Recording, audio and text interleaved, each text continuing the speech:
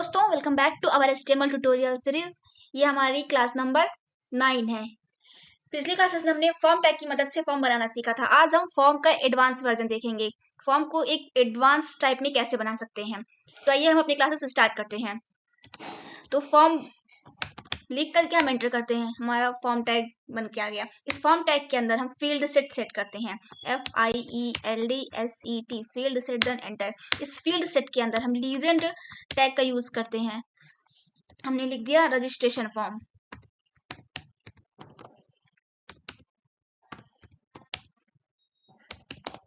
Registration form और इसका output देखते हैं।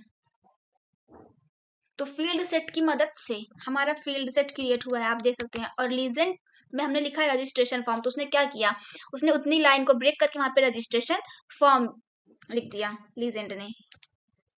अब इस फील्ड सेट के अंदर ही हम अपने फॉर्म को रखेंगे। जितने भी इनपुट्स बनाएंगे सब हम फील्ड सेट के अंदर ही रखेंगे। तो हमने लिखा input colon COLOR colour, then enter. Label tag का यूज करते हैं, लेबल। और फॉर में जो वैल्यू रहेगी वही वैल्यू हमारी आईडी में रहेगी। तो हम क्या कर रहे हैं, कलर, तो हमने यहाँ पे कॉल लिख दिया। फॉर के अंदर भी हम वैल्यू कॉल लिख देते हैं और हमने यहाँ पे लिख दिया कि कलर एंड कॉलन। अब इसका आउटपुट देखें तो क्या हो रहा है, कलर लिख कर क्या आ रहा है। लेकिन आप एक चीज देखें, हमने लगाया है लेबल। लेबल टैग क्या करता है, फोकस करवाता है ना, फोकस करवाता है। मैंने जैसे ही कलर पे अपना एरो क्लिक किया तो हमारा देखें जो इनपुट टाइप कलर है उस पर फोकस हुआ कि नहीं फोकस हुआ, फोकस हो गया, अपने आप ओपन हो गया। क्यों हुआ, क्योंकि हमने फॉर और आईडी की वैल्यू सेम रखी है। अब हम लाइन को ब्रेक करने के लिए ब्रेक टैग का यूज करते हैं। अब इसके बाद हम क्या करेंगे, इसके बाद फिर हम लेबल टैग का यूज करेंगे। अब इस लेबल के अंदर हम क्या, DOB, हमें क्या शो करना है, DOB शो करना है, डेट ऑफ बर्थ। तो इसमें क्या देते हैं हम, इसमें देते हैं स्मॉल में स्मॉल में देना है हमें DOB। और जो लेबल टैग के अंदर लिखा गया है वो सारे कैपिटल में DOB लिखे हैं। अब इसके बाद हम लगाते हैं इनपुट कॉलन डेट। क्या हमें पूरा लिखना पड़ा, नहीं, हमें पूरा नहीं लिखना पड़ा, हम शॉर्टकट फॉर्म अपना रहे हैं, input colon date, then enter. अब देखिए तो क्या आ रहा है, हमारे पास कलर आ रहा है, DOB आ रहा है। हम DOB पे क्लिक करें, लगता है हमने आईडी को वैल्यू नहीं दिया। देखो हमने फॉर को क्या दे दिया, वैल्यू दे दिया, बट हमने आईडी को वैल्यू नहीं दी है। तो अगर हम DOB पे क्लिक करेंगे तो क्या हमारा फोकस करेगा, नहीं फोकस करेगा इनपुट पे। तो हम क्या करते हैं, हम यहाँ पे लिख देते हैं स्मॉल में DOB। अब हम देखें तो हम DOB पे क्लिक करते हैं तो हमारा फोकस कर गया डेट वाला इनपुट। तो अब हम क्या करें, कैलेंडर हमारा शो कर जाएगा। डेट ऑफ बर्थ किसकी क्या हो सकती है, जैसे कि हमें अभी करंट का हम दे देते हैं। आज भी किसी न किसी बच्चे का जन्म हुआ ही होगा, तो 5/11/2025 उसका हो जाएगा डेट ऑफ बर्थ। अब हम चाहते हैं कि जो हमारा डेट ऑफ बर्थ हो वो विथ टाइम बताए। तो उसके लिए हम क्या करते हैं, तो उसके लिए हम डेट टाइम लोकल का यूज करते हैं, लेबल, देन एंटर। और फॉर के अंदर लिख दो आप DAT, डेट। अब क्या कर रहे हैं, DOB को बताएंगे विथ डेट के साथ। तो मैंने लिखा। अब उसके बाद हम क्या लिखते हैं, input colon date time local.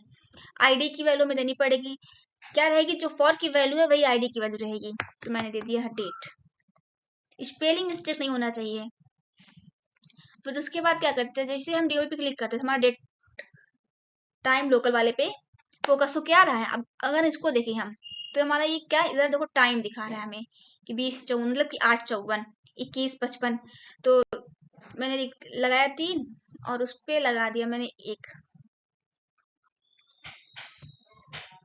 या आप टुडे पे करो, हो गया। तो मैंने क्या किया कि 4/11/2025, 1/54 मैंने टाइम दिया है। तो डेट टाइम लोकल भी हो गया। फिर ब्रेक टैग का यूज करेंगे लाइन को ब्रेक करने के लिए। इसका आउटपुट देखा जाए तो बढ़िया आ रहा है। अब किसी किसी की हॉबीज होती हैं, रीडिंग, स्टडिंग, डांसिंग, ईटिंग। तो हॉबीज के लिए हमें कई सारी हॉबीज होती हैं, उसके लिए हम चेक बॉक्स का यूज करते हैं। तो हम उसके बारे में देखेंगे।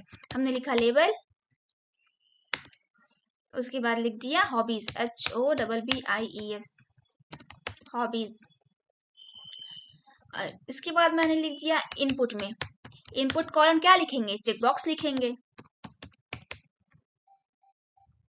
Then enter. फॉर मतलब इनपुट कॉलन चेक बॉक्स हमने लिखा, हो गया हमारा वर्क। अगर हम इसको देखें तो क्या हो रहा है, चेक बॉक्स बन के आ रहा है जिसपे हम क्लिक कर सकते हैं। तो अब हम लिखते हैं यहाँ पे डांसिंग, तो डांसिंग आया। अब सेम क्या करेंगे, यही चीज हम कॉपी करेंगे, यही इनपुट से लेके यही कॉपी किया, मैंने लिखा Ctrl+C,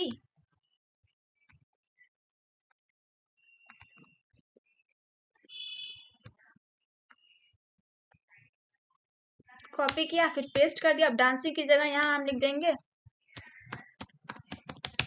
रीडिंग, फिर Ctrl+V, EATING, ईटिंग, ईटिंग का ही कैपिटल कर दो भाई सब लोग, देखो ईटिंग का ही कैपिटल हो गया। तो डांसिंग, रीडिंग, ईटिंग हमारी हॉबीज में आती हैं। अब हमें किसी का शो करना होता है कि उसका जेंडर क्या है, जेंडर क्या है, मेल हो सकता है, फीमेल हो सकता है। तो उसके लिए हम इनपुट कॉलन रेडियो का यूज करते हैं। रेडियो की स्पेलिंग सही होनी चाहिए। अगर ये देखिए, लेकिन हमने अभी लेबल नहीं लगाया है, हमने लगाया लेबल और फिर लिख दिया जेंडर। अब देखें तो क्या बन के आ रहा है, हाँ रेडियो बटन बन के आ रहा है, जेंडर आगे लिखा है। तो हम क्या करते हैं, इसके आगे हम लिख देते हैं मेल, फिर हम ये चीज कॉपी, इनपुट कॉपी करते हैं, Ctrl+C कॉपी, फिर Ctrl+V पेस्ट, फीमेल। ओके, अगर हम इसको ध्यान से देखें तो मेल और फीमेल दोनों पे टिक हो रहा है। क्या आप एक साथ दोनों हो सकते हैं, नहीं हो सकते हैं, हाँ कुछ लोग होते भी हैं, अदर्स में आ जाते हैं। तो हमने लिखा input colon radio, input colon RADIO radio, other OTHERS others, है ना। अब अगर देखिए तो क्या हो रहा है, मेल फीमेल अदर्स, तो तीनों तो आप एक साथ हो नहीं सकते हैं, कि हो सकते हैं, नहीं हो सकते हैं ना। तो हम क्या करते हैं, हमें नेम की वैल्यू सेम रखनी पड़ेगी सभी की। हमें नेम की वैल्यू, तो हम जेंडर ले रहे हैं तो हमने लिख दिया GEN जेन, यहाँ पे भी हमने कैपिटल में GEN जेन, नेम सबकी सेम रहेगी GEN जेन। बस हम क्या करेंगे, वैल्यू जो देते हैं इसको वो अपने हिसाब से M, क्योंकि ये मेल है तो मैंने कैपिटल में M दे दिया। अब इसमें वही करते हैं, वैल्यू है तो कैपिटल में F दे दिया, वैल्यू है तो कैपिटल में O दे दिया। तो अगर आप देखें तो हम किसी एक को ही चूज कर सकते हैं, मेल, अगर फीमेल को चूज किया तो वहां से रेडियो बटन हट जाता है। फिर मैंने लगाया break tag and break tag. फिर कभी कभी हमें फॉर्म भरते हैं तो दिखाई पड़ता है कि हमें सिलेक्ट करना पड़ता है अपनी सिटी, हमारी सिटी क्या है। तो उसके लिए हम सेलेक्ट टैग का यूज करते हैं। हमने लिखा सिटी, लेबल के अंदर ही लिखते हैं हम, क्योंकि लेबल हमने पढ़ा है। तो लेबल सिटी, देन अब हम क्या